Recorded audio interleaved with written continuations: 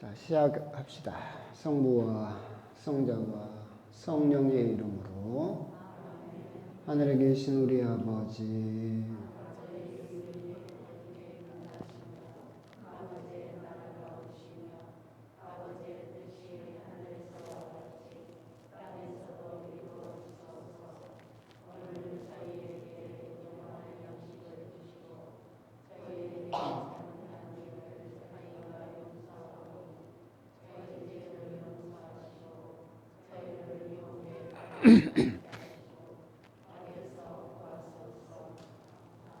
성부와 성자와 성령의 이름으로.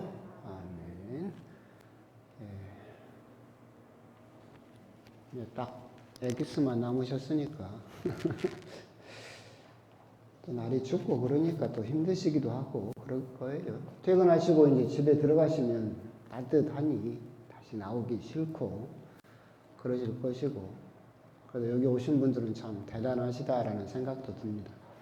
6장을 다 못했었고, 그래서 우리가 보통 진복 8단, 요즘은 참된 행복이라고 말하는 루카복음의 참된 행복에 대해서 이제 시작을 오늘 해서 6장 끝내고 7장을 또 어디까지 할 수 있을지는 모르겠습니다. 하여튼 진도를 조금 빨리 뽑아서 8장까지는 끝내도록 그렇게 하도록 하겠습니다. 오늘 행복선언이 되어 있는데, 사실은 여러분도 아시는 바와 같이 루카복음과 마테오복음에 차이가 있죠. 루카복음에는 행복 4가지, 불행 4가지 그렇게 되어 있는데, 마테오복음이 여러분들이 기억하시는 거죠. 진복 8단이라고 해서 사실은 9가지지만 8가지 행복이라고 합니다. 진복 8단, 참된 행복 8가지라고 하는데, 거기서 쓰는 단자가 사실은 우리들은 잘 모르지만 유교에서는 아주 굉장히 중요한 단자입니다. 그러니까 측은지심 인지단 그러거든요. 맹자가 말하기를. 그러니까 측은지심이 인의 시작일까요? 끝일까요? 이제 유교에서는 이걸 가지고 굉장히 논쟁을 했었어요. 다산 정약용도 그렇고. 그래서 이 단자가 시작이다, 씨앗이다 라는 의미로 해석을 하기도 하고, 또는 열매다, 결과다 라고도 하죠. 그러니까 측은지심은 인의 시작이다, 측은지심은 인의 끝이다, 뭐 그렇게도 할 수 있겠죠. 근데 우리도 성경을 그걸 하면서 진복 8단 해서 그 단자를 가지고 왔었고, 그래서 우리가 흔히 말하는 진복 8단은 다산 정약용 선생의 말처럼 단서, 시작이라고 보시면 될 겁니다. 참된 행복의 8가지 단서, 시작점이라고. 쓸데없는 이야기이긴 하지만 마태복음은 그래서 쭉 마음이 가난한 사람은 행복하다, 하늘나라가 너희의 것이다부터 시작해서 쭉 되고, 루카복음 여러분들이 보시는 바와 같이 행복선언과 불행선언이 4가지씩 그렇게 되어 있죠. 근데 이건 이제 같은 이야기이긴 하지만 사실은 이제 근본적인 역전을 더 극명하게 드러내는 거죠. 그러니까 참된 행복에 이르는 사람 4가지와 부자들, 너희들은 불행하다라고 해서 그 행복과 불행을 극과 극으로 드러내고 있는 것이 루카복음이고, 루카복음은 더 현실적인 이야기를 하죠. 그래서 마테오복음은 마음이 가난한 사람들은 행복하다라고 되어 있지만 루카복음은 그 마음이라는 말이 없습니다. 실질적으로 가난한 사람들, 너희들은 행복하다라고 그렇게 되어 있고, 그것은 아무래도 예수님의 말씀이 이렇게 전달되는 과정에서 이 복음을 선포하는 이걸 듣는 사람들의 청중에게 맞춰서 이렇게 약간씩의 변화가 있었던 것 같다라는 생각이 듭니다. 예를 들면 그런 거잖아요. 제가 여러분들한테 가난한 사람들은 행복하다, 하늘나라가 너희의 것이다, 그러면 현실감이 있을 거예요? 없어요? 그런다고 고개를 그렇게 져서 그러나? 근데 제가 강남에 갔어요. 부자들만 있지. 부자들만 있는 강남에 가서 제가 가난한 사람들아 너희들은 행복하다. 하늘나라가 너희의 것이다. 그럼 강남 사람들이 좋아할까? 안 좋아하지. 왜? 부자잖아요. 그러니까 이게 더 현실감이 있다는 거예요. 여기 부자 있어요? 내가 아무리 봐도 부자는 없던데. 그러니까 가난한 사람들, 물리적으로 실질적으로 가난한 사람들, 진짜 가난한 사람들, 너희들은 행복하다. 하늘나라가 너희의 것이다. 그러면 가난한 사람들에게는 현실감이 있지. 근데 강남 가서 진짜로 가난한 사람들 오면 그 사람들은 어떻게 돼요? 아, 나는 그럼 불행하네? 이렇게 돼버리겠지. 그래서 마테오 복음은 이 복음을 듣는 사람들의 청중을 생각을 해서 여기다 뭘 넣은 거예요? 마음이 가난한 사람들은 행복하다라고 그렇게 약간의 변화가 있었다라고 그렇게만 받아들이시면 될 겁니다. 그래서 루카 복음은 이게 선포되는 사람들이 이방인들, 그래서 실질적으로 가난한 사람들이 많은 공동체에 이 복음을 선포했기 때문에 물리적으로 실질적으로 가난한 사람들을 대해서 행복선언을 했다라고 생각을 하시면 되겠고, 여기서는 거기에서 이렇게 마테오 복음과 루카 복음이 차이가 있다. 근데 공통점도 있습니다. 마테오 복음이나 루카 복음이나 모두 공통적으로 이야기하고 있는 것은 뭐냐면, 가난한 사람들 너희들은 행복하다라고 할 때 그 마테오 복음이나 루카 복음이나 현재형이 쓰이고 있다. 즉 이미 행복하다라는 것이고, 다른 행복들은 온유한 사람들은 행복하다 이렇게 하면서 받을 보상은 전부 미래형으로 되어 있죠. 그러잖아요. 근데 가난한 사람들만 현재형으로 될 거죠. 이건 여러분들이 보시면 돼요. 루카복음 26장 20절을 보시면, 행복하여라 가난한 사람들 하느님의 나라가 너희 것이다. 21절 행복하여라 지금 굶주리는 사람들 너희는 배부르게 될 것이다. 웃게 될 것이다.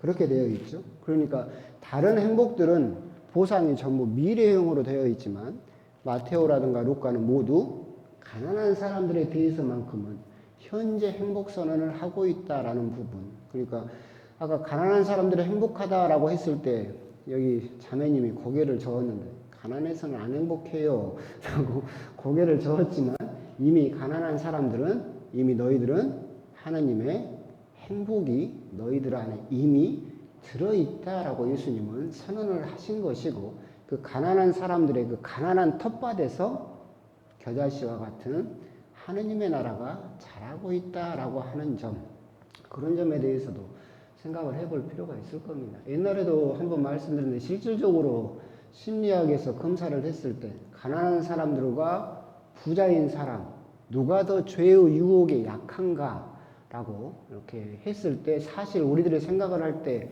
많은 사람들이 그렇게 이야기를 하잖아요. 가난하니까 죄를 지은다. 가난하니까 훔치고 가난하니까 더 나쁜 짓을 한다라고 생각을 하지만, 실질적으로 심리학적으로 검사를 해보면 부유한 사람들이 윤리의식이 훨씬 더 낮다. 기준점이 낮다라는 거죠. 예를 들면 그런 걸 하는 거예요. 모아놓고 뭐 강의를 가짜로 하는 거죠. 강의를 가짜로 하면서 앞에다가 이렇게 사탕 바구니를 놔둬요. 그러면서 나가시면서 심심하니까 하나씩 드시고 가세요. 그럼 가난한 사람들은 대부분 하나씩만 집어가는데, 부자들은 어떻게 해요? 또 이렇게 해보면 외제차를 탄 사람들의 신호등을 더 안 지켜요. 그렇다 여러분들이 생각을 해보세요. 부자들이 죄 지을 기회가 더 많겠어요? 가난한 사람들이 죄 지을 기회가 더 많겠어요? 부자들이 훨씬 많죠. 자매님은 부동산 투기 해봤어요? 주식 부당 매매에서 부당 이득 취해봤어요? 어디 위장 전입 해봤어요? 땅 투기 해봤어요? 못해요. 우리들은 왜 못해요? 돈 없으니까 못하지. 근데 부자들은 그게 너무나 자연스러운 일이 되죠. 그러니까 해보면 사실은 가난한 사람들이 오히려 더 죄에 대해서 윤리의식의 기준점이 더 높고, 부유한 사람들은 오히려 더 이 정도쯤이야 뭐 내가 누군데라고 하면서 훨씬 더 그걸 더 쉽게 생각하는 경향이 있는 것도 현실적인 이야기고, 그래서 예수님의 항상 목표는 근본적인 역전에 맞춰져 있고, 그 근본적인 역전의 주인공은 가난한 사람들이다라고 하는 점, 그런 점에 대해서 생각해 볼 수 있는 예수님의 행복 선언입니다. 여기서 이제 쓸데없는 소리가 이제 이거입니다. 행복 선언, 예수님께서 참된 행복을 선언하셨습니다. 사람은 왜 사는가? 삶의 목표는 무엇인가? 사람은 왜 사는 것 같아요? 먹으려고? 먹기 위해서 사는 사람도 있고, 그죠? 근데 여러분들이 고민할 필요가 없어요. 이미 수천 년 전에 아리스토텔레스라는 엄청 유명한 철학자가 사람은 왜 사는가에 대한 답을 내놨어요. 사람 왜 살아요? 행복해지기 위해서 산다라고 이미 답은 정해놨어요. 근데 문제는 뭐예요? 이 행복이 사람마다 달라요. 등 따시고 배부르면 행복한 사람도 있고, 통장에 적어도 한 100억은 꽂혀 있어야 행복한 사람도 있고, 외제차를 타고 다니면서 아름다운 아가씨하고 놀러 가야 행복한 사람도 있죠. 중요한 것은 사람은 왜 사는가, 삶의 목표가 뭔가라고 물어보면 행복이라는 것은 맞지만 사람마다 행복의 조건이나 그것이 너무나 다르기 때문에 문제들이 생겨나는 거죠. 그럼에도 불구하고 우리들은 항상 행복하게 되면 아까 말씀하신 것처럼 뭐가 반드시 있어야 된다? 돈이 있어야 된다. 요즘 젊은이들이 그러잖아요. 돈으로 안 되는 것은 없다 라는 말에 동의하지 못한다면 당신은 아직도 돈이 부족한 것이다. 그러니까 돈을 더 가지면 더 가질수록 더 많은 행복해질 수 있다라는 그런 생각들을 사실은 하고 있죠. 이런 이야기를 하면 또 여러분들은 그럴 거예요. 아, 신부님이니까 그런 말을 하죠. 신부니까 그런 말을 하지 그러면. 여기 나와가지고 이재용이가 돈 많이 가져봤자 행복 안 해요. 그럼 여러분들 뭐라고 할 거예요? 쥐는 많은 꽤 굴져요. 그러잖아요. 신부니까 이런 말을 하는 거지. 없으니까. 나보다는 여러분들이 부자죠? 그러잖아. 돈이 있어야만 행복해진다. 이게 이제 우리나라에서는 삶의 만족도입니다. 재밌는 게 초등학교 4학년 때 70% 정도 행복합니다. 5학년 되면 65% 정도, 6학년 되면 60%쭉 낮아지죠? 고3쯤 되면 몇 프로 행복해집니까? 한 36%, 7% 정도 행복해지죠. 그럼 이 행복이 이렇게 높아질까요? 낮아질까요? 여러분 생각은 어때요? 이렇게 다시 높아질까? 나이가 들면? 이 양반은 오늘 고개 이렇게 젓는 게 일인가 보네. 뭐 말만 하면 고개를 다 젓어 보네. 그럴 거예요. 이렇게 하다가 대학교 가면 좀 올라갈란가?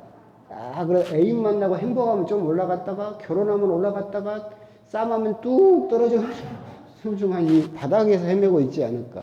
여기서 말하는 것은 뭐냐면 우리들은 돈을 가지면 더 행복해질 거라고 생각을 하지만 더 많은 것을 가지면 가질수록 사실은 그렇게 행복해지지는 못한다라고. 이게 실질적으로 조사된 건데 행복과 소득의 상관관계예요.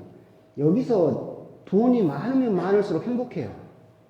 그건 당연한 거예요. 할 수 있는 것도 많고 살 수 있는 것도 많고 가질 수 있는 것도 많으니까. 그래서 이 구간에 있을 때는 돈이 많으면 많을수록 행복해요. 근데 이 자료가 그래도 2000년도 그 최근 건데 여기에 따르면 4천만 원 정도까지 이르게 되면 그 다음부터는 돈이 더 많아져도 행복이 계속해서 증가하지는 않아요. 그러잖아요. 우리가 돈이 더 많아지면 하루에 6끼 먹을 수 있어요? 돈이 더 많아지면 신발을 4켤레 신고 다닐 수 있어요? 아니죠. 돈이 더 많아지면 외제차를 한꺼번에 2대씩 몰고 다닐 수 있어요? 어느 정도까지 올라가게 되면 그 다음부터는 돈이 아무리 많아져도 행복해지는 수치가 낮아지게 된다라고 그렇게 이제 조사가 나왔죠. 결국은 우리가 돈이 많아야만 행복해진다라고 하는 것은 어느 정도 수준까지는 맞는 이야기예요. 그런데 그 다음으로는 돈이 우리의 모든 행복을 보장해 주는 것은 아니다라고 하는 거. 그것은 뭐 여러분도 아시는 것이고. 근데 아직도 여러분들이 돈 때문에 안 행복해요. 그러면 어디가 있다는 거예요? 이쯤 되는 거지. 그런데 뭐 이주영이 정도 되면 뭐 돈에 뭐 구애받겠어요. 그 정도까지는 아니라 하더라도 보통은 그래서. 근데 이제 우리들은 더 바래서 문제긴 한데. 그러면 이제 여기서 말하는 게 그거잖아요. 결국 우리 신앙인으로서 한번 생각해 봐야 될 거. 돈이 많아지면, 성공하면, 출세하면 정말로 행복한가라는 걸 물어봐야죠. 아메리칸 드림이라고 유명한 미국 가면 성공한다고 그러잖아요. 그래서 옛날에 이민도 많이 가고 가서 빨래도 하고 뭐 뭐 종업원도 하면서라도 내 자식들은 좋은 데서 해서 아메리칸 드림이라는 게 전 세계적으로 굉장히 했었죠. 이 아메리칸 드림이 결국은 성공 신화예요. 미국 가서 기회를 잡아서 성공할 수 있다라고 생각을 했죠. 그래서 미국은 지금도 전 세계에서 가장 부유한 나라라고 불리죠. 근데 나온 것처럼 그게 똑같아요. 이혼율은 2배 증가했고, 자살률은 3배 증가했고, 폭력은 4배 증가했고, 감옥에 수감되는 사람은 5배 증가했고, 우울증 환자는 10배가 증가했어요. 과연 성공하다고 하는 거, 아메리칸 드림이라고 해서 돈을 많이 번다라고 하는 것이 행복과 직결되느냐라고 하는 것은 드러난 현실을 보더라도 결코 그렇지 않다라고 하는 거예요. 왜 그러느냐라고 한다면 인간은 결국 이 욕망의 수레바퀴에 붙잡혀 있는 거죠. 이게 이제 그리스 신화에 나온 익시온이라는 사람인데 불타는 수레바퀴에 붙잡혀서 끝도 없이 돌아가는 형벌을 받는 사람이죠. 제가 이거 할 때 그때 드린 말씀이죠. 욕망의 수레바퀴가 우리들에게도 똑같이 있다고 그랬잖아요. 우리들은 기본적인 욕망이 3가지가 있다고 그랬죠. 첫 번째 욕망이 뭐예요? 갖고 싶다. 두 번째 욕망이 뭐예요? 더 갖고 싶다는 거. 세 번째 욕망은 뭐라고 했어요? 새로운 것을 갖고 싶어요. 이게 수레바퀴로 돌아간다고 그랬잖아요. 몇 번이나 말씀드린 건데 그럴 일은 없지만 제가 열심히 운동을 하고 땀을 흘리고 집에 딱 들어갔더니 어머니가 식탁에다가 김밥을 딱 싸놨어. 딱 봤어. 첫 번째 욕망이 들어. 뭐예요? 먹고 싶다. 배고프니까 먹고 싶다. 하나를 딱 먹었어요. 대체나 배고팠는데 정말 맛있어. 그 모습을 보더니 우리 어머니가 뭐라고 하세요? 아이고 매 우리 아들 김밥 좋아하네 하고는 삼시세끼 김밥만 주는 거예요. 그죠? 그러니까 보자마자 먹고 싶다. 그리고 한 번 먹고 나니까 두 번째 욕망이 들어요. 뭐예요? 더 먹고 싶다. 배부를 때까지. 그랬는데 어머니가 삼시세끼 김밥을 줘. 그럼 그 다음에 드는 욕망은 뭐예요? 딴 거 먹고 싶다. 그러다 김치찌개를 봤네? 똑같아요. 뭐예요? 먹고 싶다. 먹었더니 대체나 맛있어. 그러면 또 먹고 싶다. 어머니가 삼시세끼 김치찌개만 끓여주면 딴 거 먹고 싶다. 이게 우리의 욕망의 수레바퀴가 계속 도는. 어디에나 다 적용. 홈쇼핑. 저도 반성해야 되면 여러분들 수녀님 빼고 옷장을 열면 옷이 시그시그. 근데 입을 옷은 없어. 그죠? 저것만 보면 진짜 내가 나가면 멋있을 것 같아. 샀어. 입고 다녔어. 한 일주일 입으면 시큰둥해. 근데 홈쇼핑에서 또 딴 게 나왔어? 그러면 항상 우리들은 이 수레바퀴 속에 사는 거예요. 이게 끝날 때가 있어요? 없다는 거지. 그러니까 우리들은 성공을 해도 행복해요? 안 해요? 안 하다는 거예요. 옛날에 기쁨 이야기도 그래서 드렸었던 거 하잖아요. 기쁨이라고 하는 것이 우리가 흔히 생각하는 기쁨이라고 한다면 소유에서 오는 기쁨을 우리들은 기쁨이라고 착각하는 경우가 많이 있다. 무언가를 가지면 기쁘죠. 우리 어머니가 지금 계속 소유하기를 바라는 게 있어요. 임영웅 콘서트 티켓을 그렇게 오매불망 소유하고 싶어 해요. 그죠? 그러니까 우리들은 그런 걸 소유하면 기뻐져요. 근데 소유에서 오는 기쁨은 어떻게 된다겠어요? 이렇게 돼요. 딱 소유를 하면 어떻게 돼요? 아, 기뻐요. 그러다 시간이 지나면 별로 안 기뻐요. 홈쇼핑에서 정말 멋진 코트를 봤어. 딱 봤는데 샀어. 누구 기다려 이제 그때부터? 택배 아저씨를 기다리는 거지. 택배 아저씨가 도착을 했어. 꺼내서 촥 이러거든요. 촥 빨간색으로 엄청 이뻐. 얼마나 기뻐요. 내일도 기쁠까? 모레도 기쁠까? 일주일 후에 기쁠까? 한 달 후에 과연 기쁠까? 이제 익숙해져가지고 별로. 그런데 홈쇼핑에서 이제 파란색 코트가 나왔어. 그럼 어떻게 해야 돼요? 이 기쁨을 유지하려면 어떻게 해야 돼요? 계속 살 수밖에 없죠. 이 욕망의 수레바퀴가 계속 굴러가게 되면 목이 마르다라고 해서 소금물을, 바닷물을 먹는 거하고 똑같아요. 당장의 갈증은 해소될 수 있지만 성공한다고 해서 돈을 더 많이 갖는다라고 해서 행복하다라고 생각을 하게 되면 천하의 모든 돈을 다 가져도 행복해지는 것은 불가능한 일입니다. 그런데 예수님은 그랬기 때문에 가난한 사람들은 행복하다라고 했는데 그걸 또 우리들은 어떻게 이해를 해야 되느냐? 간단한 겁니다. 경제학에서 말하는 행복입니다. 여러분의 행복을 수치로 측정할 수 있어요. 여러분이 몇 퍼센트 정도 행복한지를 정확하게 경제학에서는 수치로 계산할 수 있어요. 어떻게 하냐면 원하는 것이 분모고 가진 것이 분자예요. 그러니까 여러분들이 예를 들어서 100개를 갖고 싶어. 근데 여러분들이 현재 가진 것은 10개야. 그럼 10을 100으로 나누면 여러분들은 몇 퍼센트 행복해요? 10% 행복해요. 아니 100개를 갖고 싶은데 10개밖에 못 가졌다니까? 그러니까 10% 행복한 거예요. 이게 경제학에서 말하는 행복 지수예요.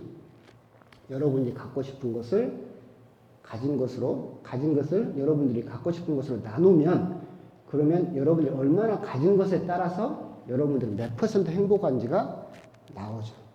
문제는 뭐냐면 분모가 무한대예요. 분모가 무한대예요. 여러분들이 갖고 싶은 것이 무한대예요.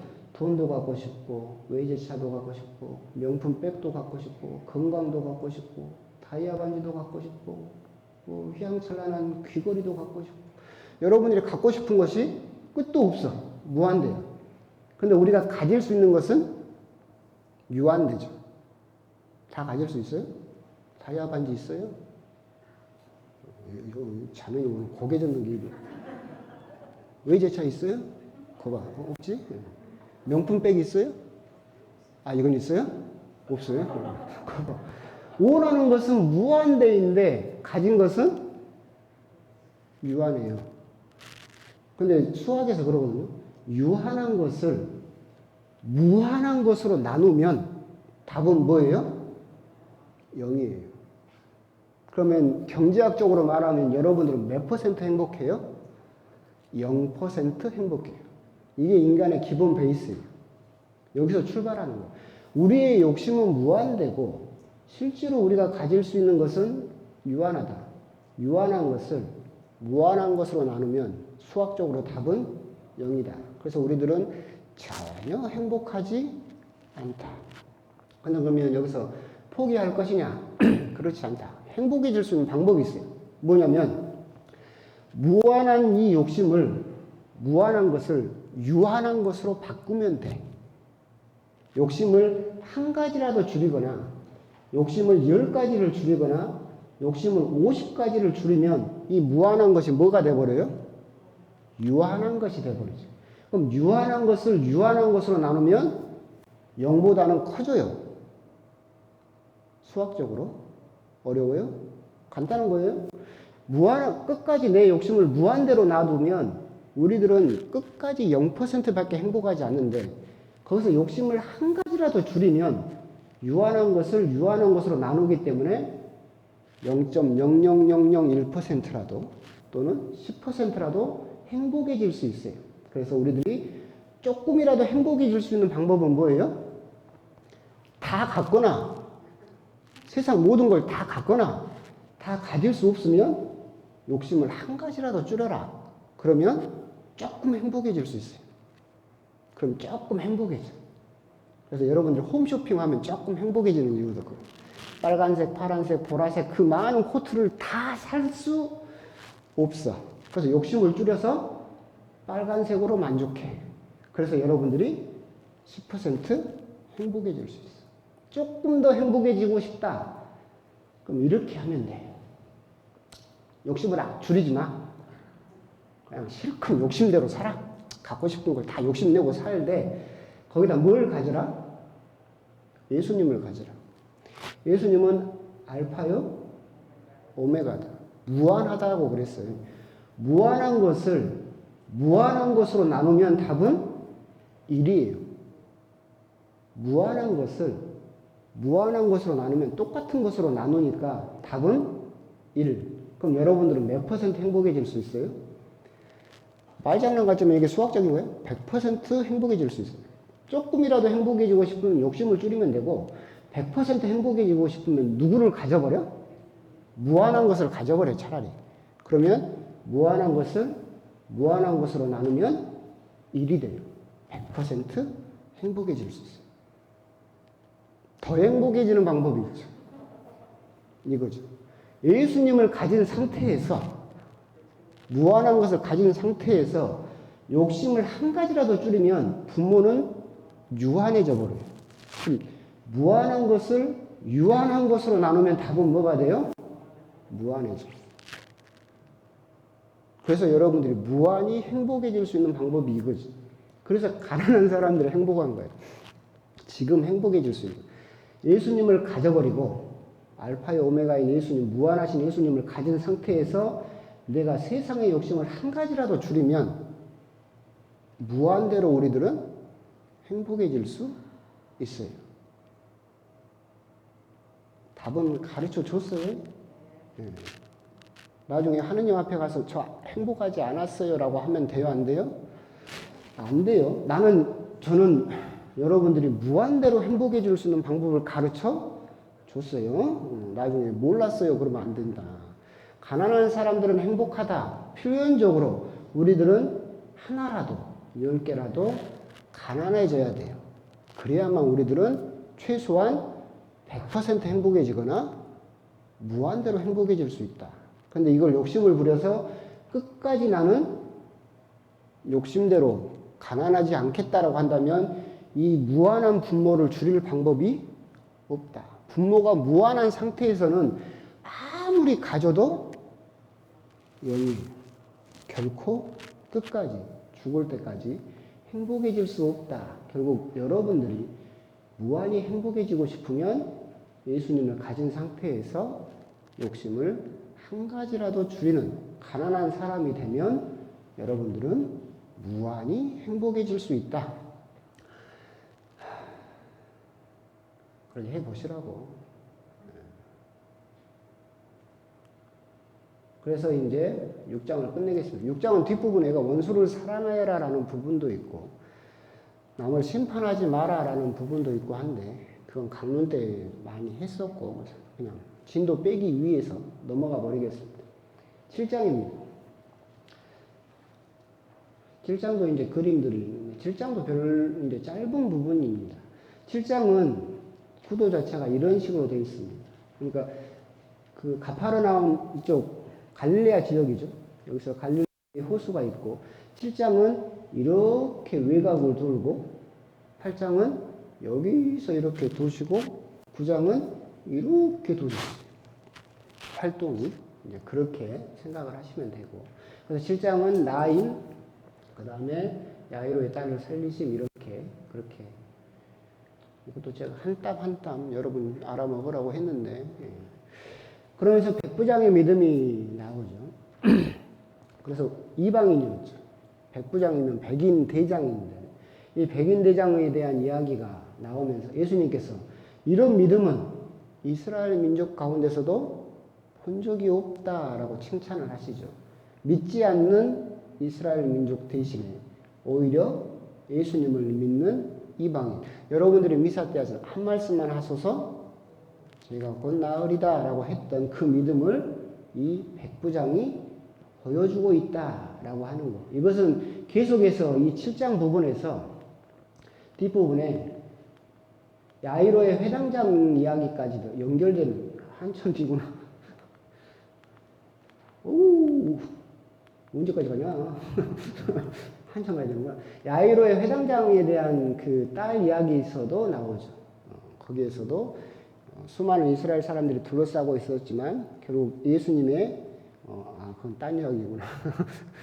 이방인 여인이 예수님의 기적의 힘을 끌어당기는 그 부분도 결국 계속해서 예수님을 거부하는 이스라엘 민족과 예수님을 믿는 이방인이 이렇게 첨예하게 서로 비교되고 있다라고 생각을 하시면 되겠습니다.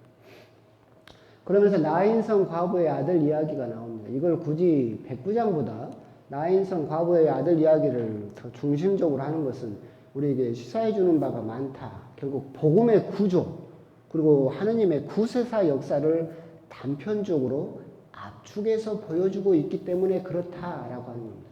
왜 그러느냐라고 한다면 나인이라는 이 작은 고을은 기쁨, 즐겁다라는 뜻입니다. 즐겁다라는 뜻이고 여기에서 아들이 죽었습니다. 그래서 어머니가 외동 아들이죠. 외아들과 함께 묘지를 향해서 가고 있죠. 슬픕니다. 죽음과 슬픔. 그런데 예수님을 만나서 아들이 다시 살아나죠. 그래서 잃었던 기쁨을 다시 찾아서 기쁨으로 다시 되돌아가는 구조로 되어 있습니다. 이게 복음의 구조하고도 같죠. 왜 같으냐라고 하면 이겁니다. 에덴 동산의 뜻이 뭐라겠습니까? 기쁨이라고 했습니다. 하나님께서는 제일 처음에 우리들을 만드신 것도 어디 살라고 만드셨어요? 기쁨에 살라고 만드셨죠. 그래서 어디가 시작이냐? 기쁨. 그래서 이 기쁨 속에 살라고 그랬어요. 그런데 죄를 지어버렸죠. 그래서 에덴 동산에서 쫓겨나 버렸어요. 죽음과 슬픔이죠. 근데 다시 예수님을 만났어요. 그래서 다시 기쁨으로 되돌아가는 구조를 똑같이 가지고 있다. 그러니까 이 부분이 나인의 과부의 아들을 살리셨다라고 하는 것이 지나가는 그런 단편적인 이야기일 수도 있겠지만 복음의 구조이기도 하고 성경 전체 구원 역사의 구조와 같다. 출발점은 기쁨이라는 것에 대해서 우리가 한번 생각을 해볼 필요가 있겠다. 나인, 즐겁다, 기쁘다. 에덴도 기쁨. 하나님께서는 우리들에게 기쁨으로 살라고 하셨는데 죄를 짓고 죽음을 맞이하면서 슬픔으로 떨어졌지만 예수님을 만나서 죄와 죽음으로부터 해방되고 다시 잃었던 기쁨으로 다시 초대되었다라고 하는 구조가 나인의 그 이야기와 같은 구조를 가지고 있다라고 하는 겁니다. 여기서 또 재밌는 것은 그 부분이죠. 과부가 살려달라고 하지 않았어요. 근데 예수님이 먼저 가서 구해주셨죠. 또 우셨죠. 가엾은 마음이 드시는 성경 원어 그대로 하면 창자가 끊어지는 아픔. 이 구조에서 예수님께서는 당신 죽음을 미리 봤죠. 그렇죠? 성모님의 모습을 먼저 본 거예요. 아, 내 어머니도 내가 죽으면 저렇게 슬퍼하시겠구나라는 것을 먼저 보셨죠. 그래서 아파하셨고 그래도 어머니 같은 어머니의 슬픔을 구해주기 위해서 청하지도 않았지만 가서 그 아들을 다시 살려주셨다. 그러니까 그런 경우도 있어요. 그러니까 이 과부의 아들을 살려주었는데 과부 아들은 영원히 살까요? 죽을까요? 죽어요. 도로 죽을 놈을 뭐 한다고 살려줘요? 그죠? 간혹 근데 신앙이라든가 이런 건데서 에이 신부님 해봤자 그거 뭐 이제 도로 옛날로 가는데 그거 뭐 한다고 또 합니까? 그러는데 예수님은 그 일을 다시 하셨다. 왜? 기쁨을 다시 되찾아주기 위해서 그 다시 하셨다라고. 라자로도 그렇고. 그래서 이런 부분도 참 우리가 생각해 볼 수 있는 부분이지 않을까. 결국은 가장 아파하는 사람이 가장 도움이 필요한 사람이다라고 하는 부분. 그러니까 우리들에게 가장 도움이 필요한 사람이 누구냐라고 한다면 가장 아파하는 사람이다. 그리고 또 우리가 울고 있을 때 청하지 않아도 그분은 먼저 우리에게 찾아오신다. 우리의 눈물을 결코 모른 척 하지 않으신다라고 하는 것이 나인의 과부 이야기에서도 우리가 또 생각해 볼 수 있고 묵상할 수 있는 부분이지 않는가. 하여튼 그래서 나인의 이야기도 우리들에게 중요한 또 그런 묵상할 수 있는 예수님을 만날 수 있는 그러니까 이냐시오 묵상법 하게 되면 이냐시오 묵상법은 렉시오 디비나나 이런 묵상법하고는 좀 많이 다른데 사실 많은 교육이 있긴 해야 되지만 이냐시오 묵상법의 가장 큰 핵심은 그 광경 속으로 들어가는 거죠. 여러분들이 성격 따라 기도 방법이 다르다라고 하는데 렉시오 디비나라든가 이런 것들을 잘 거기에서 저처럼 무슨 단어 뜻에 집착한다거나 그렇게 성경을 공부하는 사람도 있지만 그게 잘 안 되는 사람들은 오히려 그 광경 속으로 뛰어드는 사람들이 훨씬 더 기도가 잘 되는 것도 있어요. 그 성격에 맞는 사람들은. 그래서 나인의 과부 이야기를 쭉 읽고 내가 그 광경 속으로 들어가서 예수님께서 그 아들을 살려서 그 기뻐하는 어머니에게 되돌려 주시는, 그래서 자기의 죽음을 맞이하게 보게 될 당신 성모님에 대한 아픔을 미리 위로하시는 예수님의 그 모습을 또 본다면 또 그건 역시도 아주 훌륭한 묵상법이다. 그래서 나인 과부의 아들의 그 이야기도 우리가 뛰어들기에 아주 좋은 묵상거리다라고 하는 점, 그런 점도 생각하시면 되겠습니다. 그러면서 이제 세례자 요한이 이 모든 일들이 이제 있고 나서 세례자 요한이 제자들을 보내서 질문을 하죠. 7장 18절입니다. 그래서 요한의 제자들이 이 모든 일을 요한에게 전했고, 그러자 요한은 자기 제자들 가운데 두 사람을 불러서 오실 분이 선생님이십니까? 아니면 저희가 다른 분을 기다려야 합니까? 라고 질문을 던지죠. 세례자 요한이 이런 질문을 던지는 건 굉장히 이상한 점이죠. 예수님께서 뭐라고 하셨어요? 여인의 몸에서 태어난 사람 중에서 세례자 요한보다 더 큰 이는 없다라고까지도 그렇게 극찬하셨던 세례자 요한인데 이 말은 뭡니까? 못 믿겠다는 거죠. 당신이 진짜 그리스도가 맞습니까? 라고 물어보는 것이고, 여기에 대해서 예수님은 그렇다라고 하시면 깔끔했을 텐데 예수님도 눈먼이가 보게 되고 다리 저는 이가 걷게 되고 나병한 이가 치유되고 귀 먹은 이가 다 듣게 되고 죽은 이가 살아나고 이렇게 하는데 이 모든 현상들, 이 모든 기적들을 요한에게 전해라 하고는 말씀을 안 하세요. 이 뜻은 또 뭐예요? 결정은 누가 해라? 네가 해라. 네가 해라. 너는 이제 왜 그런 질문을 던졌느냐라고 한다면 그 뒷부분에도 앞부분에 했었어요. 세례자 요한이 원하는 종말은 뭐예요? 타작마당이죠. 싹 쓸어 담아가지고, 그죠? 이스라엘 민족만의 어떻게 보면 장송곡이죠. 그래서 세례자 요한은 그때 구분할 때 제가 그렇게 말씀드렸죠. 이 사람은 장송곡을 부르는 사람이고 예수님은 혼인잔치의 노래를 부르는 사람이죠. 이 사람은 부르를 노래하는 사람이고 예수님은 기쁨을 노래하는 사람이죠. 세례자 요한은 종말이 오게 되면, 메시아가 오게 되면 종말이 오고 타작마당에서 다 알곡은 추리고 쭉정이는 불에다 다 던져버리는, 그래서 이스라엘 사람들 중에서도 충실한 사람들만이 살아남는 그런 종말을 원했죠. 근데 예수님이 하는 걸 보니까 세리하고 밥 먹으러 다니고, 그래서 죄인하고 놀러 다니고, 그런 걸 보니까 그렇게 엄격한 메시아라고 한다면 이런 일을 하면 안 되죠. 죄인하고 같이 다니면 안 되지. 그러니까 물어보는 거예요. 오실 분이 선생님이십니까? 아니면 다른 분을 내가 기다려야 됩니까? 라고 하고 있는데 예수님의 대답은 결정은 네가 해라 라는 부분입니다. 여기에서도 우리가 생각해 볼 수 있는 것이, 우리가 이런 부분을 잘 생각을 해야 돼요. 믿음은 개인의 선택이고 응답이지, 이 선택은 여러분 몫이에요. 신부도 할 수 없는 몫이고 하느님도 못한다고 그러죠. 지난주에 했던 것처럼 마음이 완고한 사람 이야기했죠. 예수님께서도 몸이 완고한 것, 몸이 굳은 것은 펼 수 있지만 마음이 굳은 것은 못 편다고 그랬어요. 믿음도 똑같아요. 억지로 믿게 할 수는 없어요. 세례자 요한에도 네가 선택해라. 나를 믿을 것인지 믿지 않을 것인지, 이런 것들도 우리들이 곰곰이 생각을 해볼 필요가 있겠죠. 하느님의 나라에서는 가장 작은지라도 세례자 요한보다 더 크다. 예수님의 입장도 변했어요. 근데 이 부분은 어쩔 수 없는 부분이죠. 아직도 옛 가죽 부대에서 벗어나지 못한 세례자 요한이죠. 그래서 구약의 시각 안에서 예수님을 단정하고 있고, 예수님은 새술은 새 부대라고 말씀을 하셨고, 새로운 복음, 새로운 시대에 속한 그리스도인들을 당신 복음, 새 포도주를 담기를 원하셨기 때문에 결국은 하느님의 가족이 된 사람들은 요한보다, 구약의 인물인 요한보다 신약의 새로운 하느님의 백성이 더 클 수밖에 없다. 왜 그러느냐라고 한다면 네가 결정해라. 세례자 요한이 결정했다는 보고가 있어요?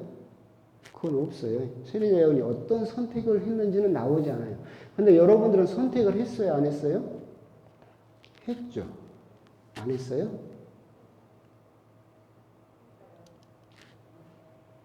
여러분들 예수님 믿기로 안 했어요? 했잖아. 이것도 똑같은 거예요. 이렇게 하면서 마리아에게 전해라. 또는 미카엘라에게 전해라. 누구에게 전해라. 그래서 그 소식을 들은 여러분들은 뭐라고 대답한 사람들이에요? 예? 라고 대답한 사람들이에요. 그렇기 때문에 세례자 요한보다 더 클 수밖에 없다라고 하는 점. 그런 점을 또 생각해 볼 필요가 있습니다.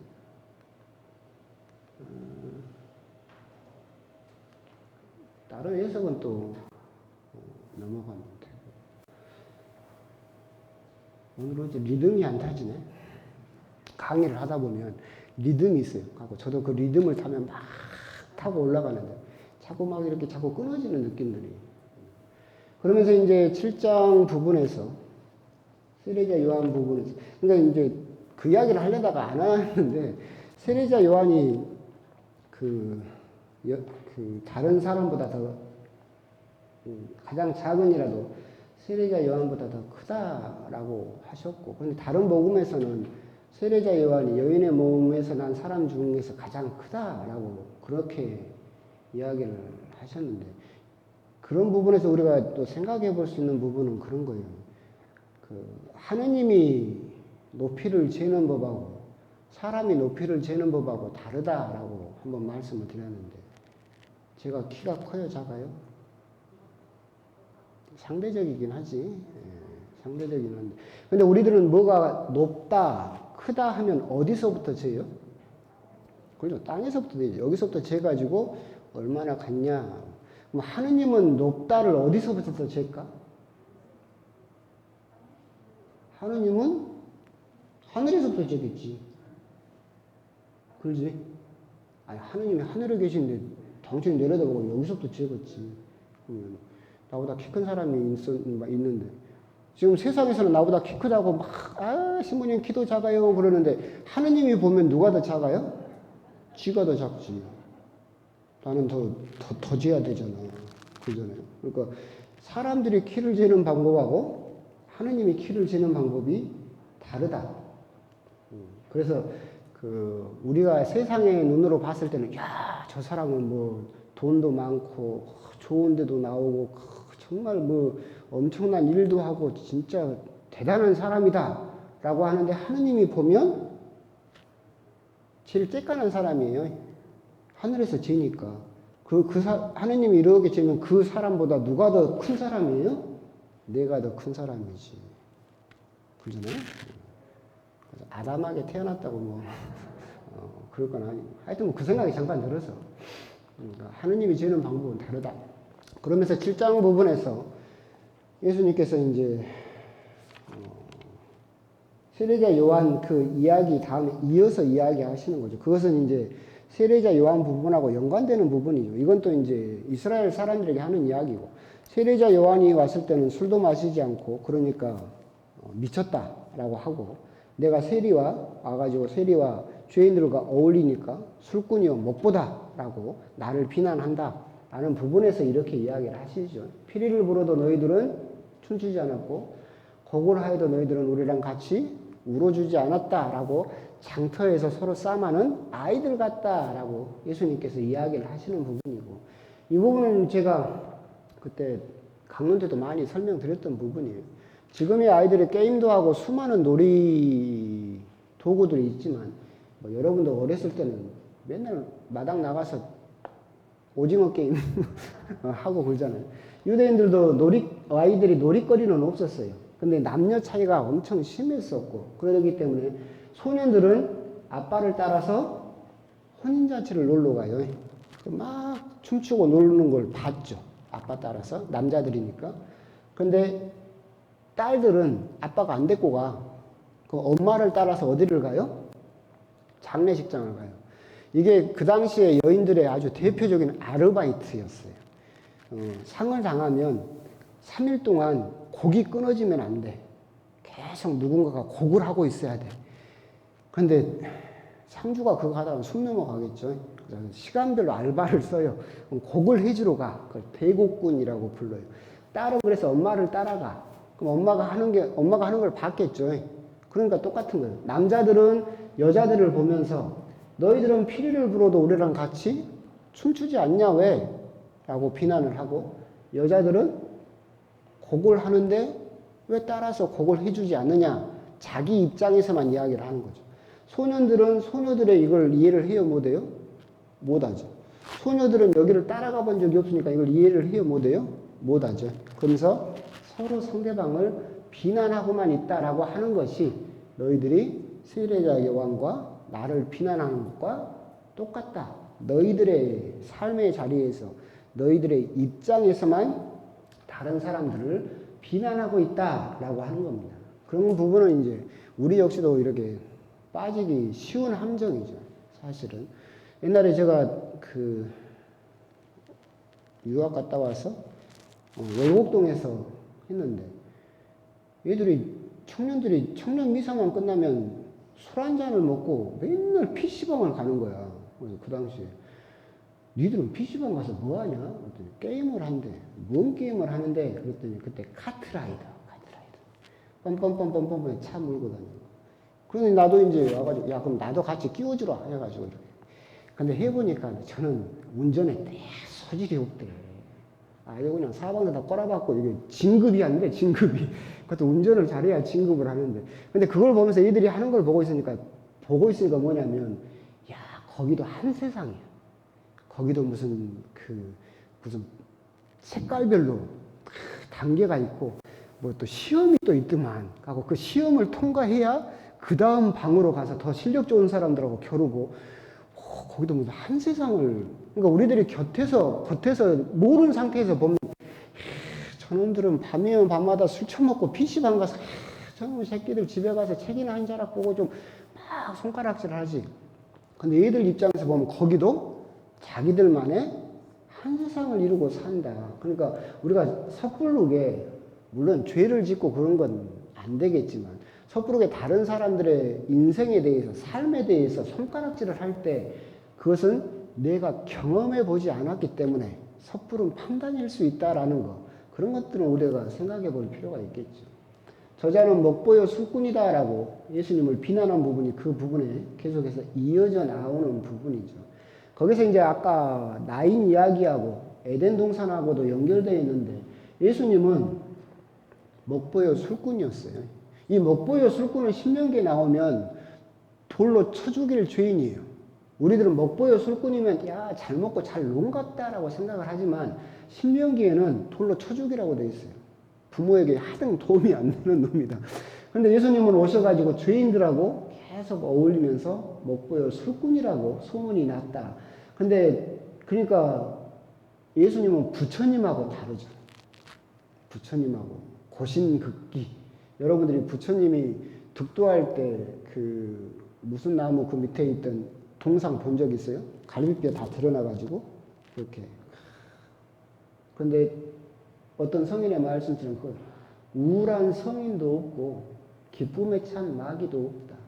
우리가 그리스도교 예수님에 대해서 생각하면서 아까 참된 행복 이야기를 하면서 근본적인 역전 이야기도 했는데, 예수님께서 하시는 말씀의 핵심을 이루는 단어들이 있어요.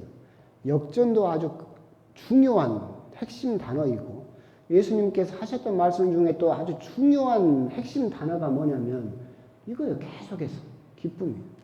계속해서 예수님 우리들에게 기쁨을 되찾아 주고자 하셨어요. 먹보이자 술꾼이라고 하는 것도 사회로부터, 사람들로부터 손가락질을 받는 죄인들에게 기쁨을 다시 되찾아 주려고 하셨던 거죠. 우울한 성인도 없어요. 사흘 굶은 시험시상을 하고 있는 성인도 없고, 해쭉해쭉 웃고 다니는 마귀도 없다. 그러니까 거꾸로 말하면 우울한 것은 마귀고 기쁜 것은 성인이다. 우리 신앙은 기쁨을 바탕으로 하고 있다는 것을 항상 생각할 필요가 있다. 특히 우리 한국인들은, 여러분 말고, 여러분도 한국인이지만 우리 한국인들은 고통 중심적인 윤리를 가지고 있죠. 그래서 우리들을 설명할 때 한의 문화라 하잖아요. 한이라고 그러는데. 그리고 이것도 그잖아요. 새가 울어요. 딴 데는 singing이라고 해요. 노래한다고. 새가 노래한다. 그런데 우리들은 새가 울어요. 개도 울죠. 닭도 울어요. 이놈의 동물들이 허군날 울어요.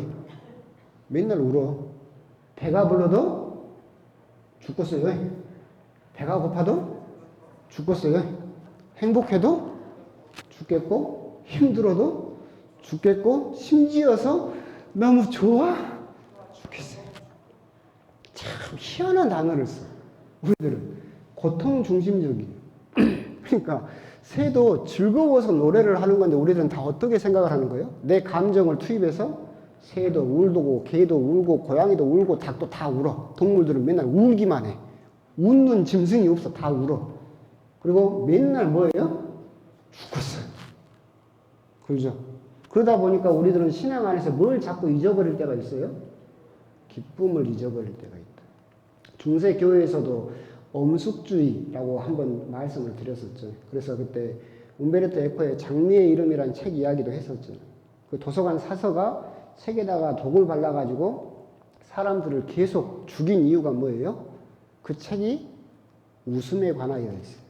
그래서 피조물이 어떻게 감히 하느님 앞에서 웃을 수 있느냐라는 생각, 그게 중세교회에서도 있었던 엄숙주의, 정족주의라고 부르는데 그것은 정말 잘못된 거예요.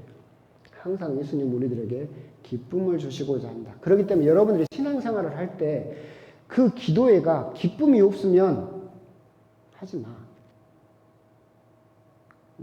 물론 또 그 피부적인 표면적인 기쁨에 매달리면 안 돼요. 그러니까 기쁨하고 웃음하고 재미를 구분해야 돼. 여러분들 기쁨과 웃음과 재미는 달라요. 근데 우리들은 그걸 싹 혼동해 가지고 재밌으면 기쁘고 즐거운 것도 기쁘고 다 그렇게 생각을 해버린대. 그런 것들은 우리가 구분을 해야 돼요. 그러니까 표면적인 기쁨 말고 내적인 기쁨, 우리들이 거기에 대해서 생각을 해야 된다. 그래서 에덴 동산, 나인, 혼인잔치, 목보, 술금, 결국 예수님은 우리들을 기쁨으로 초대하셨다라고 하는 점. 나를 자꾸 고통 속으로 신앙생활도 그래도 고심극기해서 이겨내면 자꾸 자기를 지옥 속으로 몰아넣지 마라. 그래서 저는 거울은 결코 먼저 웃지 않는다.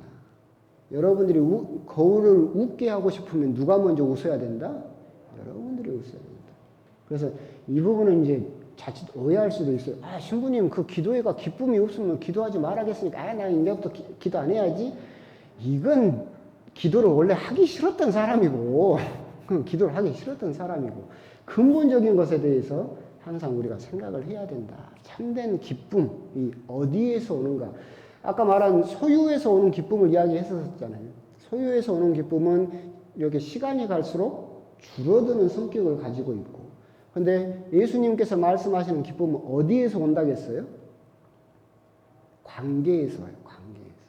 관계에서 오는 거거든요. 그래서 목보여 술꾼인 것도 똑같아요. 참된 기쁨은 하느님과의 관계 안에서 오는 것이고 사람들과의 관계 안에서 오는 것이다. 그런데 자꾸 소유에서 오는 기쁨을 찾으려고만 하게 되면 거기에 맛을 들이게 되면 중독돼 버리죠. 소유에서 오는 기쁨은 시간이 갈수록 줄어드는 경향이 있으니까 또 사야 되고 또 사야 되고 또 욕망의 수레바퀴를 계속 자기 스스로 굴리고 있는 거다. 그래서 힘들고 어렵지만 관계 안에서의 기쁨, 하느님과의 그런 것들을 회복할 필요가 있겠다라고 하는 거예요. 이건 이제 그 이야기가 계속 이어지는 건데, 너는 왜 춤추지 않느냐, 너는 왜 곡을 하지 않느냐, 이걸 이제 프레임이라고 합니다. 이런 것들이 책으로도 많이 나와 있어요. 세상과 사람을 보는 틀이죠. 이것이 없는 사람은 없어요. 이건 당연히 사람의 심리라면, 사람의 본성이라면 그렇게 할 수밖에 없어요.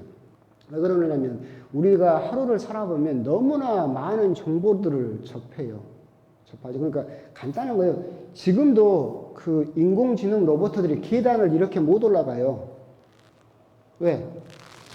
이 계산을 하려면 엄청난 그 반도체부터 시작해서 정보 그 처리 속도가 필요해요. 우리들은 간단한 것 같지만 눈으로 보고 이게 몇 센치인지를 보고 다리를 몇 도 각도로 올려서 얼마의 압력으로 누르고 누른 상태에서 뒷다리 해가지고 아직도 이렇게 자연스럽게 올라가기가 힘들죠. 그러니까 우리가 하루를 살면 너무나 많은 정보를 접하기 때문에 미리 짜진 이 프레임이라는 것이 없으면 사람 뇌가 부하 걸려서 터져버려요. 그렇기 때문에 고정된 틀을 우리들은 가지고 있을 수밖에 없어요. 그래서 생각의 틀이라고 하는 건데. 그런데 이 문제는 뭐냐면 이것만이 맞다라고 생각을 해버리면 문제가 생기는 거죠. 그죠? 그러니까 고양이가 검정 안경을 쓰는 걸 논하는데 파란 안경을 쓰면 세상이 파랗게 보이고 빨간 안경을 쓰면 세상이 빨갛게 보이는 거죠. 이 프레임 안에 갇혀버리면 이 생각만이 맞다라는 그 틀 안에 갇혀버리면 바리사인들이 했던 일을 똑같이 되풀이할 수 있다. 그런데 이걸 그렇기 때문에 이건 정말 지금도 많이 일어나는 거잖아요. 세상은 프레임 속에다 가둬버리는 거죠. 5.18만 하더라도 북한의 공작원들이 와서 빨갱이들이 했다라는 그 프레임을 걸어버리면 사람들이 그 프레임에서 벗어나지 못하는 경우가 너무나 많이 있어요. 그래서 그 프레임에 갇혀버리면 북한이 했네 안 했네로 싸움하다 보니까 누구를 잊어버려요? 전두환을 잊어버리는 거예요. 그래서 일부러 정치인들이나 이런 사람들 프레임을 딱 걸어버리는 거예요. 그런데 그래서 이 프레임에 걸리면 사실 우리가 함정에 걸리는 수가 참 많다. 그래서 그때 제가 말씀드렸잖아요. 자기 프레임의 한계를 인정을 해야 돼요. 자기 생각에 틀릴 수 있다는 걸 항상 인정할 수 있어야 돼요. 그걸 보여주는 게 뭐라고 했냐면 여러분들의 눈은 다 본다고 생각을 하지만 자 봐요. 여러분들 해봐봐. 어디까지 보여요? 고개를 안 움직이고 해봐. 여기서부터는 안 보여요. 여기서부터는 보이지. 예. 이거 사팔뜨기도 같아. 예, 안 보여. 그럼 이 뒤에서 뭐 해도 보여요? 안 보여요? 안 보여요.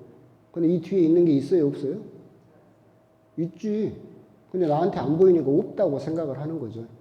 근데 이 프레임을 고정시켜 놓고 이걸 보려고 하니까 어떻게 되는 거예요? 야, 이리 나와. 거기서 나 안 보이니까 여기서 다른 사람한테 이걸 강요하게 되죠. 이 프레임을 깨려면 어떻게 하라겠어요? 고개만 돌리면 돼요. 그죠?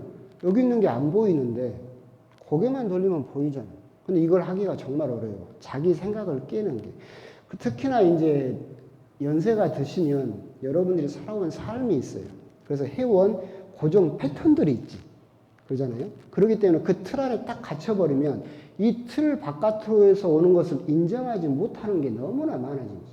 그때 옛날에 한번 말씀드렸었는데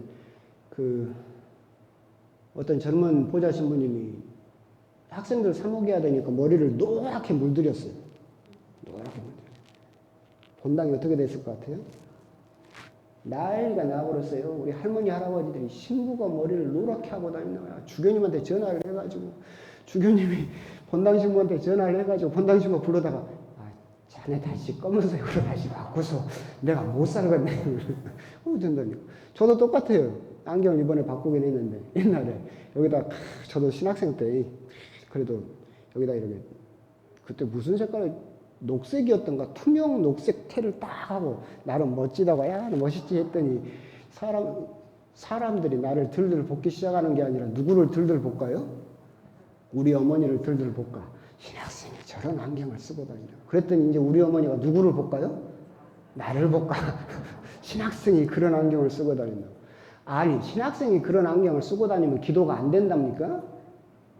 신부가 머리를 노랗게 물들고 다니면 성령이 안 내려온답니까? 그게 프레임이에요. 신부는 이래야 된다. 시대가 변했음에도 불구하고 그죠? 시대가 변했음에도 불구하고 내가 신앙생활 하던 젊었을 때 신부님들은 그랬으니까 지금 신부도 그래야 된다. 그게 프레임에 갇혀 있는 거죠. 심지어 또 그런 부분도 이야기를 했었잖아요. 우리 교는 아니고 어떤 본당 신부님이 실제로 너무나 회심의 십자가 고상을 만들었어요. 그래가지고 십자가에 예수님이 안 계셔. 예수님이 내려와가지고 옆에 이렇게 앉아 계셔. 근데 유명한 작가가 만든 거예요. 그 의도는 뭐냐면 이제 나도 십자가 지는 거 끝났다. 이 십자가는 이제 누가 져라? 니들이 좀 져라. 라고 다 회심의 그걸 했지. 본당이 어떻게 됐을 것 같아요?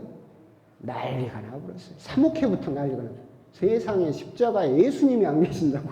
예수님이 없는 십자가가 예수님이냐, 아니, 저 십자가냐고 난리가 나지. 신부님이 계속 설득을 해서 이 작품의 의도가 그거다. 이제 맨날, 우리도 생각해보면 그러잖아요. 맨날 예수님한테만 십자가 지라게 해요. 그 지금도 맨날 예수님은 십자가에 매달려 있으라고 그래. 우리들은 십자가 질 생각은 없고. 그래서 그 작가가 그걸 만든 거야. 신부님 와갖고 십자가 밑에 딱 앉아있고 이 십자가는 이제 누가 좀 져라? 니들이 좀 져라. 그런 뜻이었는데 결국은 주교님한테까지 찾아갔어요. 신자들이.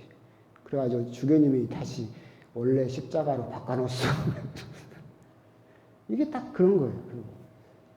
우리가 해오던 방식이 삶에는 도움이 되지만 간혹 우리들은 그 프레임에 갇혀버리면 너무나 굳어진 틀로만 세상을 바라보고 굳어진 틀로만 교회를 바라보고 굳어진 틀로만 하느님을 봐버리지. 그래서 지난주에 했던 것처럼 어제의 하느님이 오늘의 하느님은 아니에요. 근데 이 프레임에 갇혀버리면 교회도 망해요. 제2차 바티칸 공의회도 이것 때문에 한 거예요. 요한 23세 교황님이 전 세계 주교님들을 해서 공의회 해야 되겠어. 그랬더니 주교님들이 다 그래서 지금 뭔 공의회를 합니까? 교회 잘 돌아가고 있고 아무 문제도 없는데 요한이 23세 교황님 우리가 새로운 바람이 필요하다. 그러니까 지금은 다르지만 여러분들 로마 같은데 성지순례 가면 전부 제대가 벽에 붙어서 이렇게 미사해요. 신부님들이 벽 보고 미사해. 그러다가 언제만 신자를 봐요? 주님께서 여러분과 함께 할 때만 보고 도로 벽 보고 미사를 하죠. 언어는 뭘만 써요? 라틴어만 쓰죠. 전례부터 시작해서 모든 것들이. 아무 문제 없다. 교회 잘 돌아간다. 라고만 생각을 했으면 지금도 그러게 했겠지. 근데 그렇게 전례가 되다 보니까 신자들이 여러분 생각을 해봐요.